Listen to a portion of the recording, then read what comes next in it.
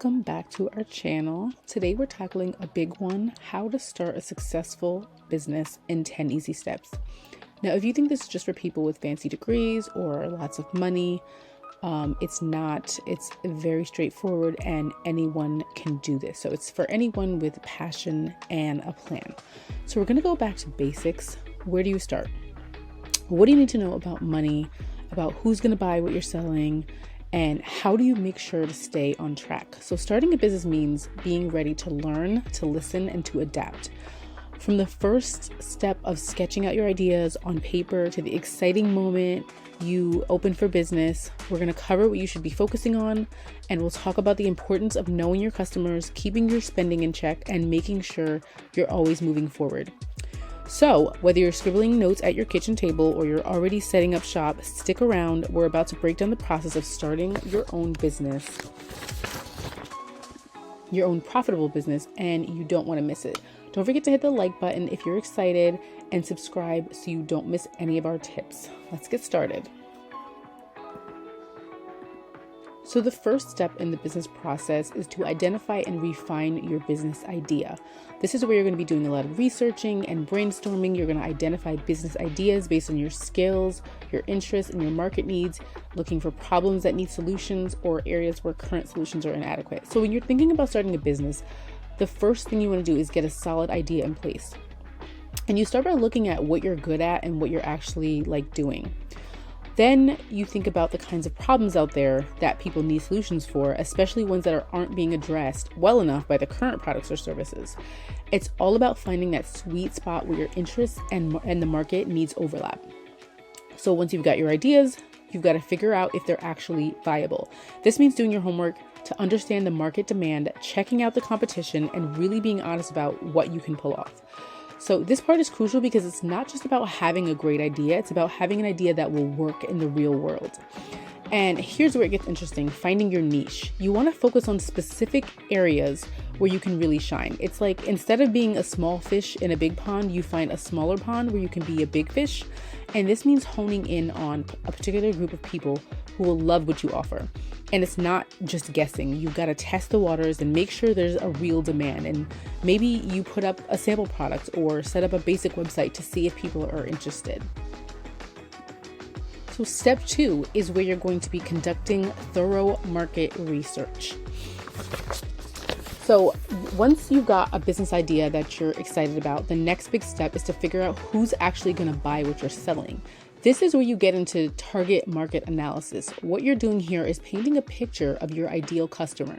You want to know things like their age, where they live, what kind of job they have, and what they do for fun. But it's more than just stats. You're also trying to get a handle on what they value and what drives their buying decisions.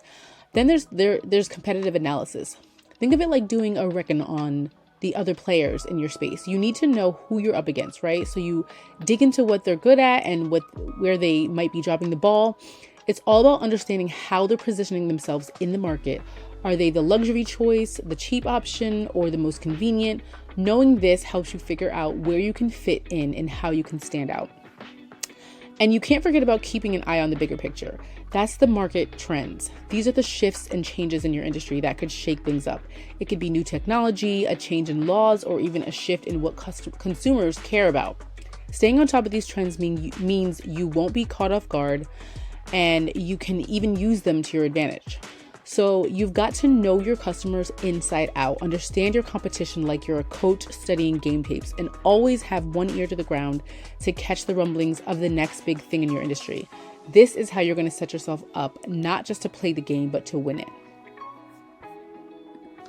So step 3, the next step in the process is all about developing a comprehensive business plan.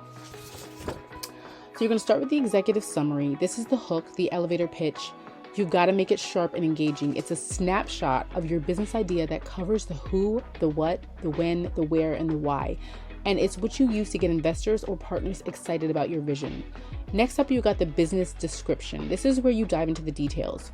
You lay out the structure. Are you flying solo or do you have partners? What's the legal setup? And then you talk about your vision. What's the big dream? And don't forget the unique value proposition. Basically, what makes you stand out from the crowd. Why should customers choose you over anyone else? Now, moving on to market strategy. This is your game plan for making a splash in the market. How will you introduce your product or service? How will you convince people to buy it? How will you keep growing? Think of this part as the battle plan for capturing and expanding your territory in the market. The operational plan gets down to the nitty-gritty of how your business actually runs day to day. It's about logistics, getting your product from suppliers to customers, as well as how you'll manage production. It's the blueprint that shows you how you'll turn your ideas into a real working business. And finally, the financial projections. This is where you have to show that your business isn't just a cool idea, but it's also financially viable. You need to crunch some numbers and provide profit and loss projections, show your cash flow, how money's coming in and going out, and pinpoint when your business will actually start making more money than it spends, which is your break-even analysis. So in short, your business plan is where you pack all the exciting visions, the practical details, and the number crunching that together tell the compelling story of your business and its potential for success. Step 4. This is where you're going to plan your finances. So imagine you're planning a road trip. Before you hit the road, you need to figure out how much cash you'll need for gas, snacks, and maybe a few souvenirs, right? That's like your startup costs. It's everything you need to pay for before you can open your doors. We're talking about the gear you'll need, computers, machines, whatever the tools of the trade are. Then there's stuff you sell, your inventory, and of course you want to look good, so you've got branding. That's your logo, your website, all the stuff that makes people remember you. And you can't forget the legal stuff, permits, licenses, maybe some help from a lawyer to make sure you're all set up right. Now, once you're on this road trip, you've got ongoing costs like refilling the tank, grabbing a bite, staying somewhere overnight. That's like your operating expenses. It's the bills you've got to pay all the time to keep the lights on and the doors open, rent, utilities, salary for your team, and yeah, the endless coffee for those late night work sessions. But where's all this cash coming from? You've got a few paths you can take. Maybe you've got savings you've been tucking away for a rainy day. That's always a solid starting point. But if that's not enough, you might look at loans, and there's a bunch out there with different rates and terms. Then there's high rollers, venture capitalists who are looking to invest in the next big thing. And don't overlook the crowdfunding. That's where you pitch your idea to the world and see if they'll back you up with some cash. Now, you can't just stuff all this money in a mattress and hope for the best. You need a way to keep track of it all. That's where financial management comes in. So you'll want to get accounting software that fits your needs, so you know where every penny is going. It's like having a GPS for your finances. It keeps you from getting lost in the weeds of receipts and bank statements. So that's the money talk. It's about knowing what you need, where it's coming from, and how you're going to manage it to make sure your business journey doesn't end before it really gets going. Step 5 is about choosing and registering your business structure and name. First, you've got to figure out what kind of structure that you're going to choose for your business. Are you going to go solo? Then maybe you're looking at a sole proprietorship. It's just, you running the show. But if you slip up, your personal assets might be on the line. Now, if you want to protect your personal stuff like your car or your house from business issues, you might want to go with an LLC, which is a limited liability company. It's like a safety net. Or if you're teaming up with someone, there's the partnership route, LLP. But remember, you're both in it together for better or for worse. And if you're aiming for the big leagues, think about going public or raising serious capital in the future. Then setting up a corporation, a C Corp, might be the best way to go. Sure, it's more paperwork and regulations, but it sets you up for major growth. Once you've nailed down the structure, it's time to put a name tag on it, your business name.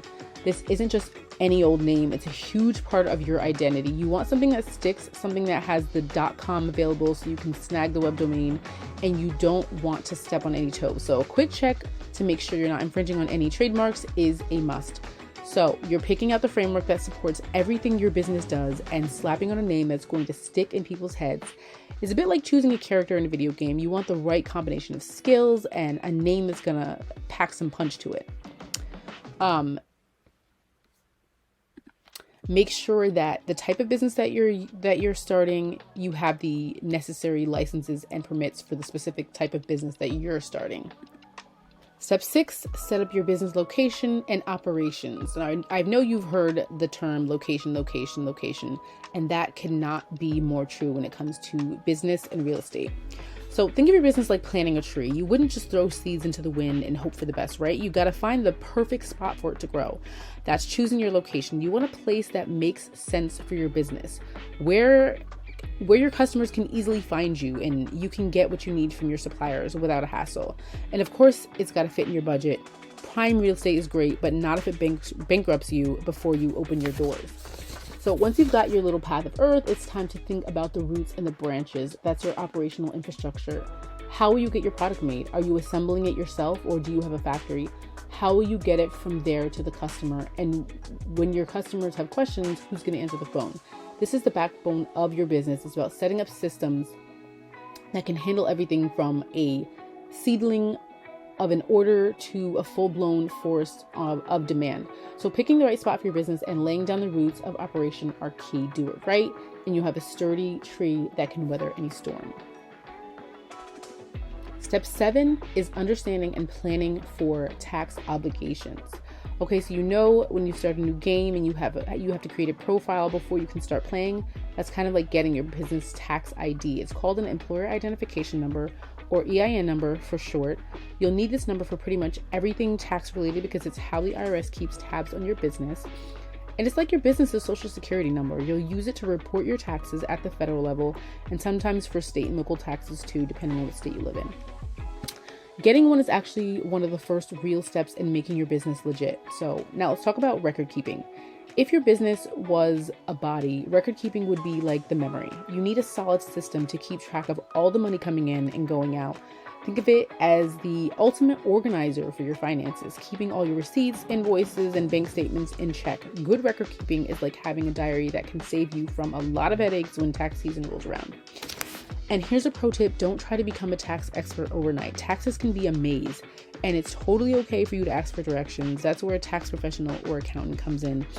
They're like the guides that help you navigate the jungle of tax laws, deductions, and credits. And they can save you a ton of time and potentially money. Plus, they'll keep you out of trouble with the tax authorities. So get that EIN, keep your financial memory sharp with good record keeping, and when in doubt, call a pro. It's the smart way to play the business game. Now, let's move on to step 8, developing your product or service. Picture this: you've got an idea for a killer product or service, but before you go full throttle, you've got to take it for a test drive. That's what prototyping and testing are all about. It's like cooking a new dish. You want to taste it and tweak it before you serve it up to your guests. So you build a prototype, which is your first model, or if it's a service, you roll out a beta version, which is like a trial run. Then you let a few people try it out and brace yourself for their honest and sometimes brutal feedback. And this is where you would tweak and make things better within the product. This feedback is pure gold because it's what you'll use to make your product or service even better. You take what they love, enhance it, take what they don't, and fix it. And it's a cycle of testing, getting feedback, and refining. Like editing a film. You cut what doesn't work and keep making it better until it's ready for the big screen.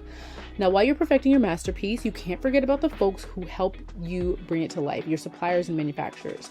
These are your backstage crew. Building strong relationships with them is crucial because you rely on them to provide you with the quality materials or parts at the right price and time. So it's about good communication, being fair, and creating partnerships that'll hold steady when things get rocky.